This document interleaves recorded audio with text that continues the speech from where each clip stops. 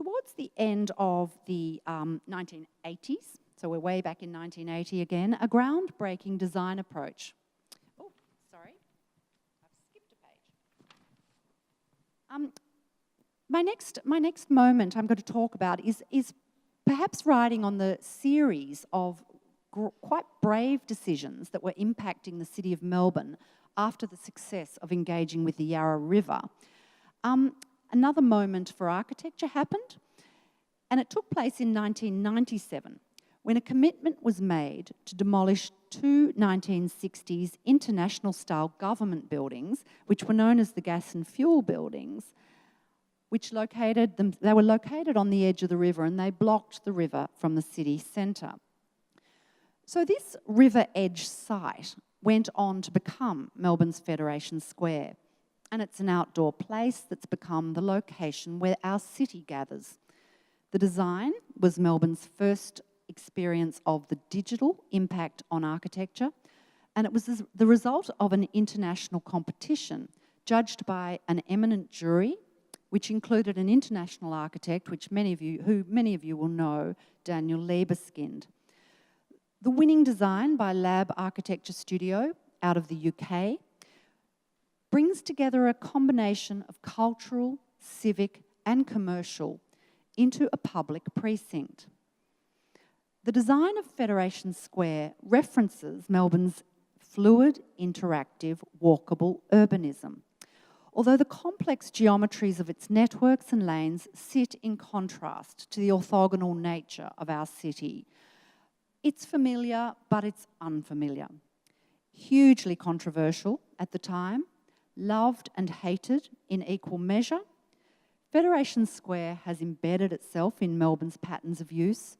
The architecture firm is now firmly embedded as Melbourne Architects, and it's now considered one of the 6 most important public places in the world.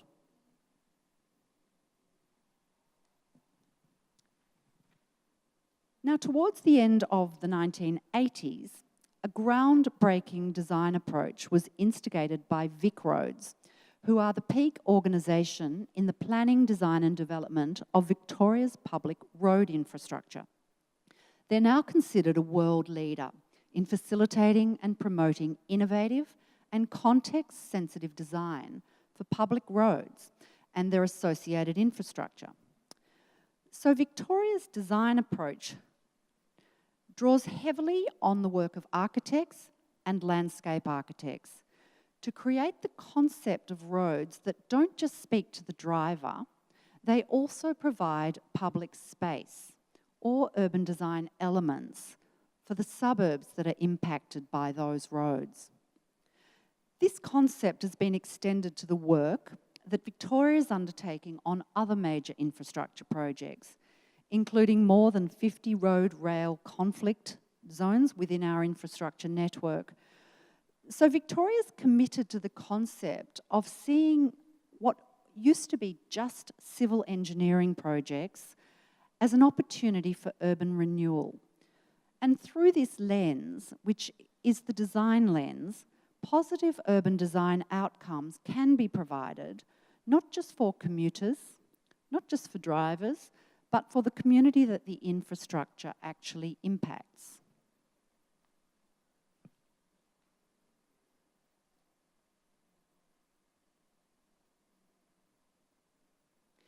This is a pedestrian bridge, a pedestrian cycle bridge across the Yarra.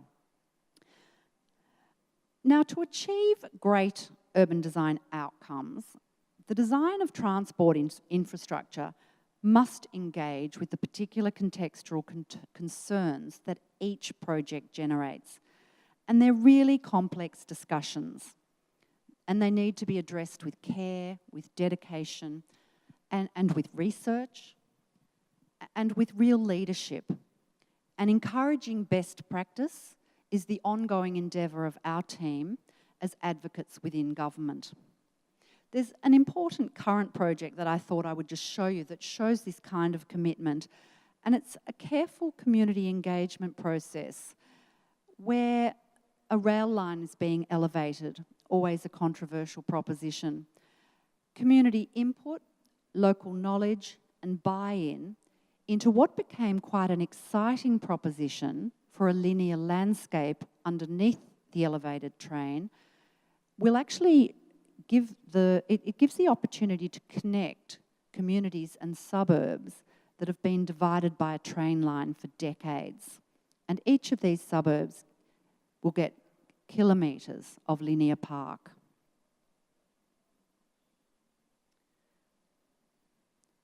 I've already mentioned Victoria's wealth of diverse regions and natural attractions, you know, the beaches, the national parks, the wineries, the lakes and the mountains. I am really delighted that the design advocacy of the Government Architect's Office has extended to a really effective relationship with Parks Victoria, who are responsible for managing our national parks, our reserves, and other land which is under the control of the state, including historic sites and Indigenous cultural heritage sites.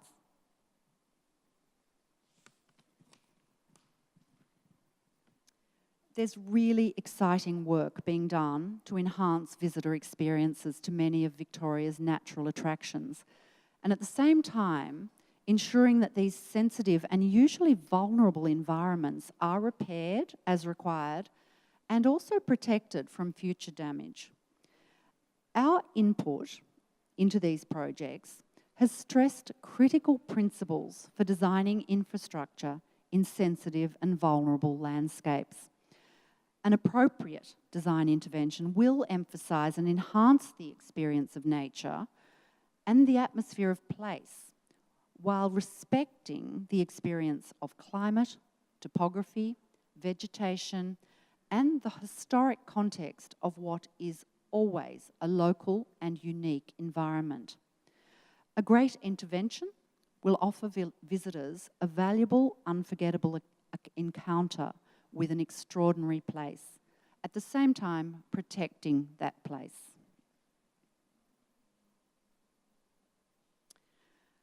It is perhaps the sign of a mature and a confident city when cultural initiatives, discourse, and propositional thinking are embraced across its community.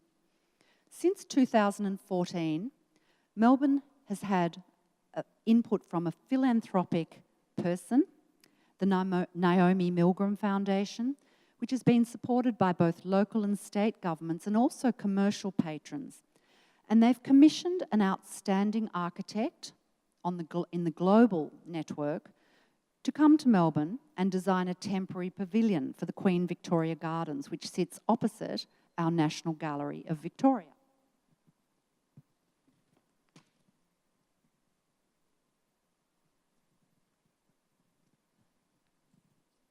There have now been 4 M pavilions, and the architects have been Melbourne's Sean Godsall, London's Amanda Levette, Mumbai's Bijoy Jain, and the most recent one, Rotterdam's OMA.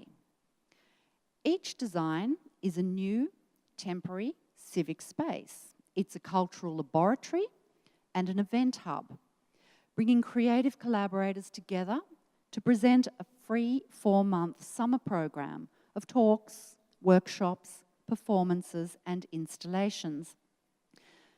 These places for dissemination spotlight Melbourne as the creative and design capital of Australia. They're places that foster discussion and they foster debate about the role that design, architecture and culture have in creating and enhancing our city. At the close of summer, each of these pavilions is relocated to a permanent home somewhere within the larger city of Melbourne. So they add a new layer, new small moments of architecture to be enjoyed by our community and visitors as a long-term legacy. This year saw the M Pavilion extend its program to 2 regional places, to Geelong and to Shepparton. A relationship with the Geelong Gallery and the Shepparton Art Museum is delivering a regional program of workshops and public events, each designed to connect community groups, cultural institutions and government bodies as well, and to foster meaningful conversations about design. Shepparton are in the throes of building themselves a new regional gallery which will play host to these talks in the future, which is very exciting.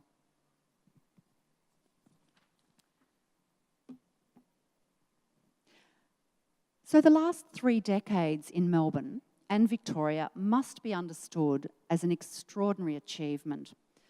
Despite our city's dedication to the car, it's managed to avoid the declining status of many contemporary cities that were built for commerce.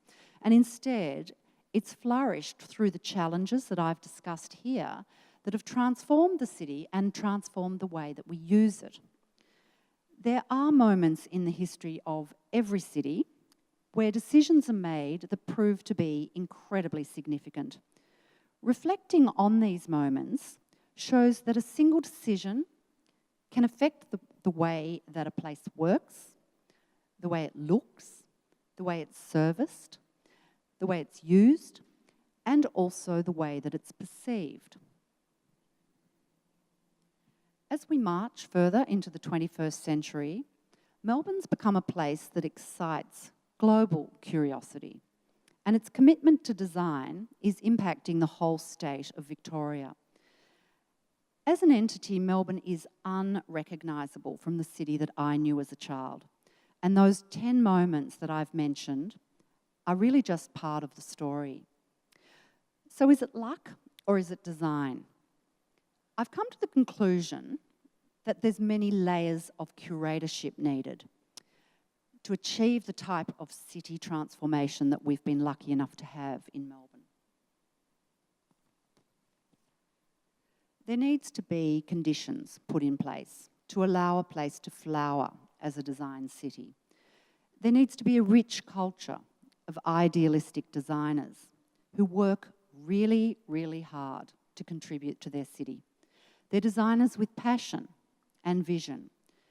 They're architects, they might be engineers, they might be graphic designers, fashion designers, or maybe they're just a really great barista. For any city to flourish, creativity needs to be matched by curatorial vision. And creativity must exist within a climate of patronage and critique. I do hope that you've found something of interest within what might seem like a very diverse range of observations that I've made here today. There is one very important common message, that support, patronage and critique for good design must also exist within government. So I'd like to thank you very much for the invitation to be part of this design-focused discussion. And on behalf of the Victorian Government, Creative Victoria and the Office of the Victorian Government Architect, thank you.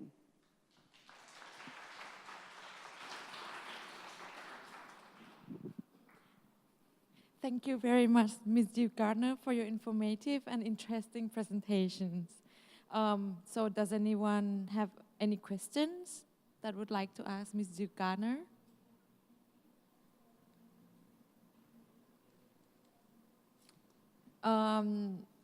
The question can be asked in both Thai and English. If it's in Thai, then I will translate it. Okay, but actually I do have a question. Okay, so as Victoria's state government architect, I was wondering, like, when you initiate any projects, what do you see as an obstacle at work? So, say that again. So I read on the website, I noticed that at your job, your role is to provide any advice and then initiate a lot of projects that make sure that people in the city are happy, and then, yeah. Well, in fact, really probably our biggest, obviously as an architect, I love to design. So my role in the government is not one of a designer, but I can certainly see good design. And part of my role really over the last few years has been to encourage government to choose the right designer for the right job.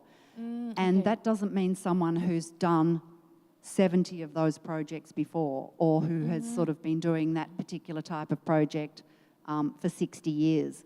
It's actually saying, here's a particular project, let's get the brief really good, Let's get the project aspirations really good. Let's embed a whole lot of principles in what it should attend to, which in urban design terms and in Melbourne particularly means engaging with the place that is Melbourne and thinking beyond the parameters of the site that you are designing in and thinking about how you connect with the city. What are you bringing to the city? What are you bringing to the place that you are inserting?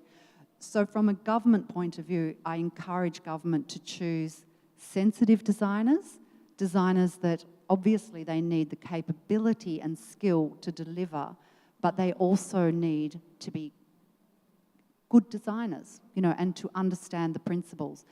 And then the other role that the government architect has over the top of that is kind of a role of monitoring as these projects roll out. So we have, a few years ago, we put together a panel of 70 design experts from within Victoria, and they are sustainability experts, they're interior designers, they're architects, they're landscape architects, they're urban designers. We've got a few transport experts, and we have a process of review. So when a railway station is being designed, we'll bring a panel around the table and with fresh eyes, and we'll review it.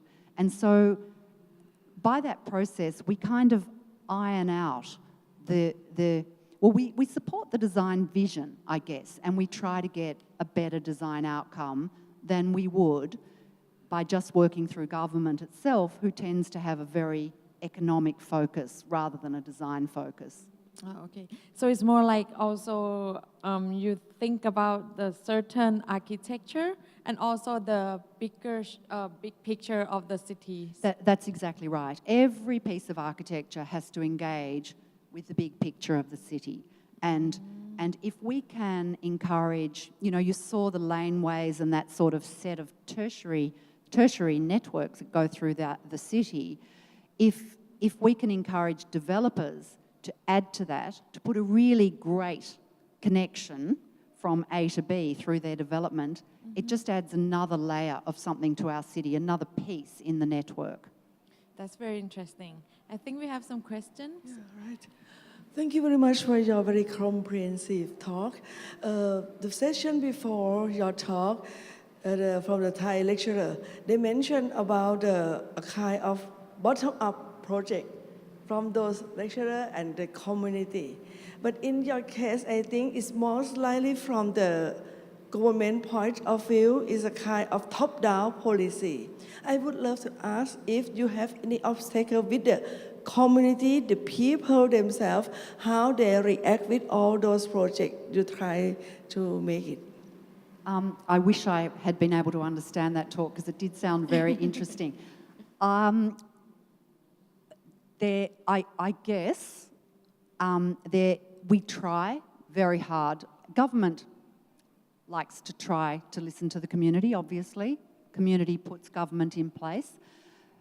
But in a way, my role is very much being the voice on behalf of community. So we can't always engage with community in every project. Some projects, like that linear park that I showed, were so critical in the way that they engage with the people who are around that train station or the train line, that became absolutely imperative to have the community brought on board with that. And so what happened with that particular project is that the local knowledge was in the room. And so there were workshops with nominated community representatives, not with everyone, because it's very hard to navigate a process that everybody is there. But if there are community voices in the room, they can tell you that in that particular suburb, there's a dangerous place behind this building. So if we could remove that dangerous place in the redesign, that would be of benefit to the community. Or they can say this part of our suburb is too dark. We need more light. Or we've got a bike track over here and it doesn't link to anything. Do you think we could have a piece of bike track that links that bicycle trail to that bicycle trail?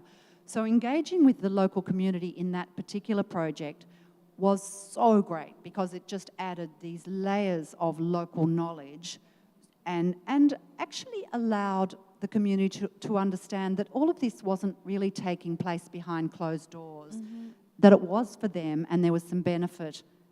If they would engage with it, there would be benefit from it. It doesn't happen in every project. I'm sure the community would love to be involved in every project. There's all sorts of reasons, I guess, including time, that they can't. But I guess the government architect's role is an independent voice, and I do try extraordinarily hard to make sure that I'm always thinking about the community. So if I challenge the way that a building is hitting the ground, the way that it's engaging with the river, or the way that it's engaging with its neighbours or the city, I will always put the lens of what's the best outcome for the community over the top of that. So it's a bit of a role of agitation as well. เชิญค่ะ please.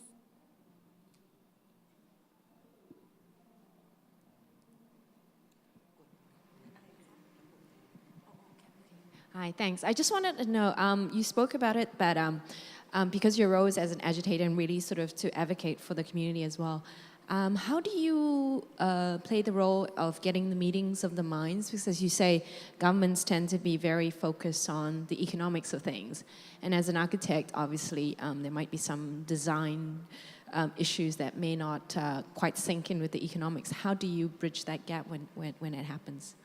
I think that's an extraordinarily difficult thing to do because obviously we are arguing so much about something that inherently architects and designers know that something's better when it's been designed.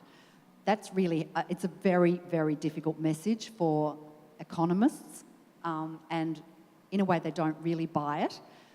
But so it's actually just, we at the moment are trying very hard to demonstrate, to sort of say, you know, every building or every project that you do is built out of brick, concrete, glass, steel, but it's the way, so the cost is in the materials and in all of the, you know, in the stuff that's going into it.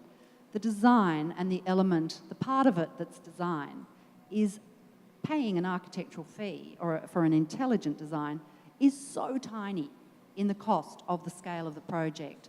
So we can we do argue that the whole time. We talk percentages. We say, if you just spent, you know, 0.0001% on a good designer, that amount of concrete and glass and steel will be better than someone who actually just builds it as a civil engineer and doesn't care.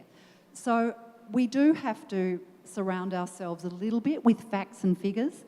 We're always trying to prove design outcomes make a difference. And in areas like health, it's actually quite easy to find statistics. So our hospitals are actually extraordinary in Victoria. We've really done an amazing job of changing the nature of our hospitals. So we can prove that the Royal Children's Hospital, every child's room has daylight and looks at the park. And the getting better process, the children are out of there faster than they used to be in the old hospital. And our new Victorian Comprehensive Cancer Centre is such a great space to be in that it's attracted and kept some of the best research minds in the world, which we were losing to, you know, international players. So it's those kind of moments which are the stories that go with the buildings, the statistics that we can kind of glean out of them. That's what we put in front of government. They're the sort of the bar graphs and the circles, the pie graphs that show this sort of tiny amount of investment had this huge amount of output. So look, it's a hard argument and it's something that, as I say, inherently we as designers just know. But it's a hard message to penetrate the economist's mind. Is there any questions? But that's exactly my question. So because I was wondering, how do you convince the governments the importance of design? Yeah, because I think it's hard for us also in Thailand to tell the government that, oh, you have to invest more in hiring a designer so that the city will be better. So you have any advice or tips on that? Well, I do think that that idea of actually saying, I mean, you could see in the road infrastructure projects, to build a road is so expensive. You know, you head into the multiple millions and even billions of dollars. And when you actually look at what it costs to put a moment of urban design or to change the noise walls from a really ordinary, ugly, awful noise wall to something that actually is a delightful experience, you can actually pin it down in economic terms and you can say, you know, your designer cost this much money. And in fact, in the scale of that billion-dollar project, the urban design elements that you've added to it were, yeah, as I said, 0.00000% of the project. So in that kind of, you know, if you can look at it through that lens, that's the type of thing that government goes, oh, well, that's interesting. And then you kind of can say, oh, and it's put us on the world stage. People are interested. It's changed the way people occupy the city. It's changed the way people perceive the city and, you know, all of those really good public benefits that come out of it as well. Okay. So I think we still have time for the last questions. เชิญค่ะ Thank you. I'm not an architecture. I'm just a simple, and I would like to ask a simple question for you. I don't know much about the government. I don't understand them. But I would like to ask you, as an architecture, what would you want to do if it's only your work in your dream, in your mind? Like maybe for your house?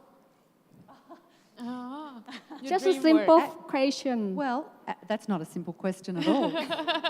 In fact, the interesting thing about my role as the government architect is actually I am a practicing architect. And the idea of Victoria's government architect is that somebody from practice is brought in, and they're given a 4-year position. And I can tell you, learning what government is, what it does, all of that sort of thing from my point of view, as a simple architect, was a huge learning curve. And I've spent, you know, the years that I've been government architect being kicked under the table to stop saying things that are inappropriate, to, you know, don't step on anyone's toes. So the interesting thing about the role, though, is that I'm kind of allowed to do that. It's tolerated to a certain degree because I think you can't argue with what's happened in Melbourne, and government cannot argue with it. We've gone from, as I have told you, a place that was like every city in the world, would probably have become one of those donut cities with a gap in the middle and a whole lot of people living in the periphery. And what's changed in our city is the culture of design. Everyone loves it. Everyone talks about it. So even a question about what house would you live in, everybody loves houses, and everyone talks to you. You know, everyone talks to me about housing the whole time. So we've actually got a city now that everybody's engaged in the idea of design. And so, if I had a lot of money, I'd build myself something fabulous. But I do have a lovely house in a lovely suburb. I'm very close to Melbourne, and I look at the beach, actually. I do look at the sea, so I'm very lucky. But I'm covered, we're such a landscape city, and I've become an absolute advocate for landscape architects because they haven't had a huge voice in Victoria. So we have elevated the status of landscape architects because it's not separate to architecture and urban design as well. So the idea of collaboration between design disciplines so that the better outcome is there, it stops us all kind of building a compound and saying, well, I don't need to engage with the city. And so we're all aware that we're part of something that's really good. and most designers in Melbourne and across Victoria have had their minds broadened a bit about what design can be and what it can offer. Didn't really answer your question, but... That's a very interesting question. So, I would like to thank Mr. Gardners and Australian Embassy Thailand again for this special event. So I think we have learned a lot from your slides and very inspiring. And I wish our government will hire also the government architect. Okay, so how about a round of applause for Mr. Gardner? Thank you.